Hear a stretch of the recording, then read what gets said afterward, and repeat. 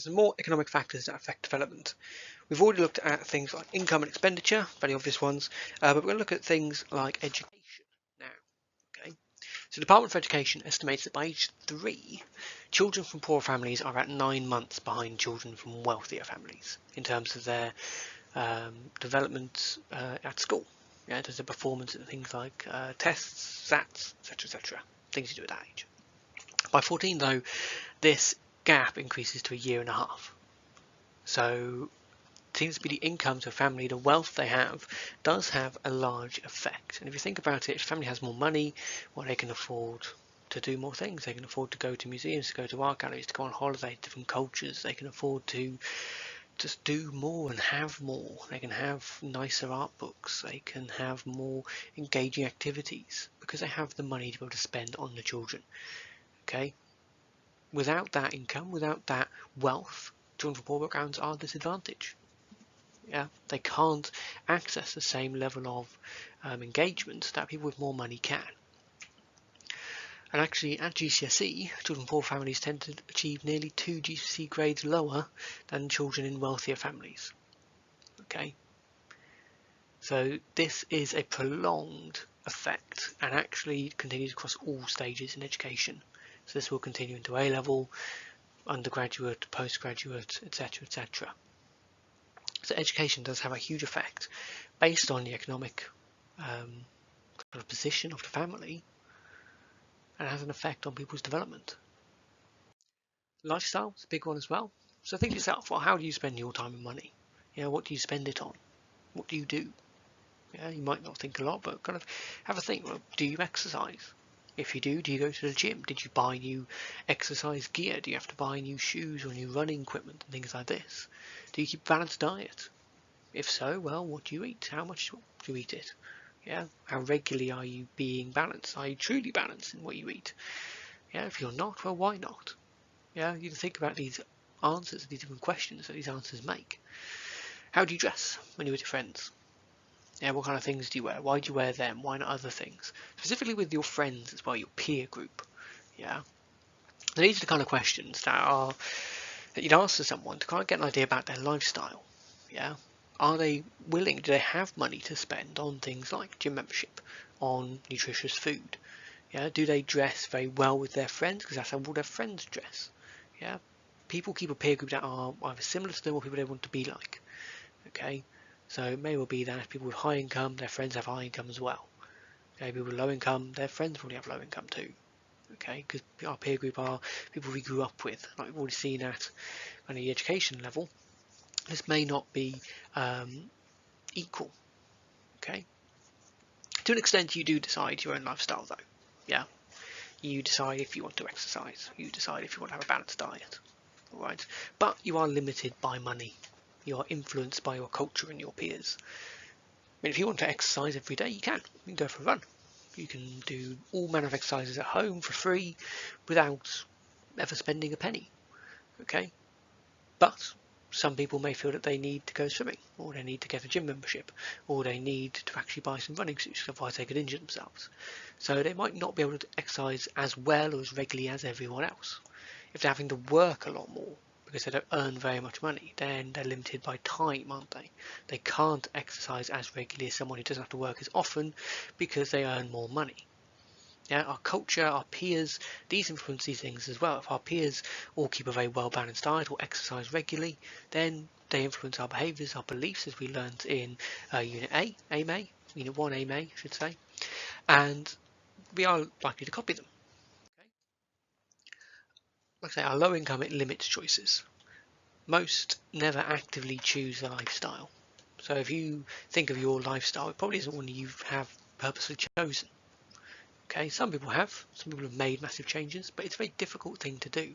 And often if you are wanting to change your lifestyle, you do need a huge amount of support. A good example of this is diet. Okay, some may choose to eat an unhealthy diet. Some people do choose to eat unhealthy food regularly. Some people choose to have an unbalanced diet. Yeah, even though they know all the health problems it causes. But most are forced to it due to convenience or cost. So they don't have the high income to be able to afford the very healthy food, the very kind of extravagant meals, things like this. So they actually are in a position where they have to eat cheap food, which is often processed, often has high levels of saturated fats, low nutritional value, things like this. Or they're forced to use things like the food banks. Okay. Now, as food banks are becoming more common, what we're actually seeing is more people are just donating canned goods to them. Yeah, there's very little nutritional food going to food banks. So a lot of these canned goods, they are high in sugar, high in salt, and actually quite poor for your health. Okay. It may well be that, like I say, you are eating just in the time you have. You're working so much, you need a quick meal in the kind of break you get at work, or maybe between one job and another, because they are low pay. So it's that convenience aspect of it. Or you've been working such long hours, you get home, you're just too tired to have the energy to cook a big lavish meal, or even go through the rigmarole of cooking a very healthy meal. Okay, this obviously will affect physical development very obviously, and increase the risk of disease, which we've already seen. All right. So the use and misuse of substances. So any substance can affect your health and may lead to addiction. Okay, that's something important to understand. They tend to be used for a short-term high. So they will increase mood, they may increase energy, they may increase motivation, concentration, whatever. Yeah, all of these kind of positive effects, you might think of them as, are referred to as the high of a substance. But they also lead to short and longer term lows, so often kind of referred to as a come down. So often if you feel grotty, you might feel very kind of poor health, very ill, etc., etc. So if we think about alcohol as an example, well, the short-term high, it lowers inhibition.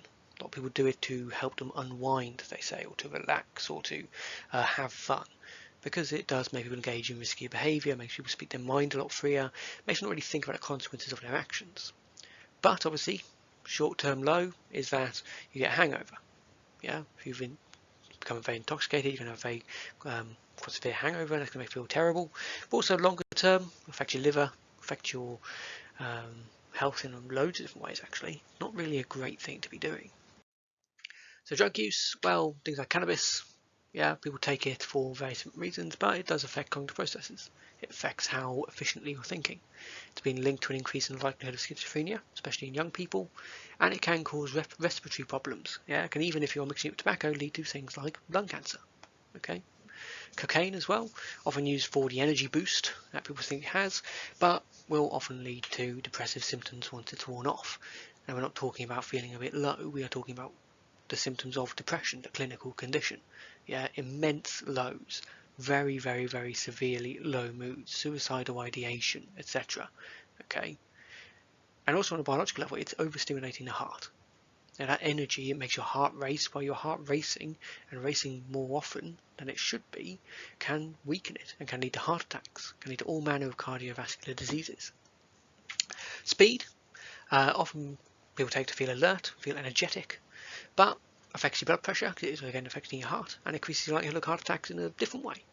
Okay, so you may think or be tempted by these kind of substances, especially drugs, for this short-term high, but you've got to think, well, even occasional use, even sporadic use, this will have long-term effects. And it may well be that you are in your 30s having a heart attack because in your teens and early 20s you use cocaine at parties. And you've got to think, is that really something you want to be risking? Yeah. Alcohol we kind of talked about already, but in January 2016, Department of Health recommended that adults should consume no more than 14 units a week, spread over several days, with some days being alcohol-free. In 2007, though, so a few years before, 65% of men and 49% of women reported drinking more than the recommended limit. Okay. Now, no level of alcoholic consumption is risk-free. Any alcohol increases risk of cancer to the throat, the mouth, and the breasts. Yeah, all three are types of cancer that both men and women can get. Over the recommended limit regularly, if you're kind of drinking regularly like this, or if you're binge drinking as well, increases the risk of heart disease, liver disease, and bowel cancer. Yeah. So in terms of the effects on development, a lot of these substances and the misuse of these substances is very clear to see, because it does have these long-term negative health effects. Okay. Okay, so when you look at scenarios that are talking about people's behaviours, you can talk about in the future they are putting themselves more likely at things like cancer of the throat, especially if they are regularly consuming over the recommended daily allowance of alcohol. Yeah, that's a good way to use this kind of information in an exam style question. So we'll look at some questions in class. Bring any notes and any questions with you, and I'll see you then.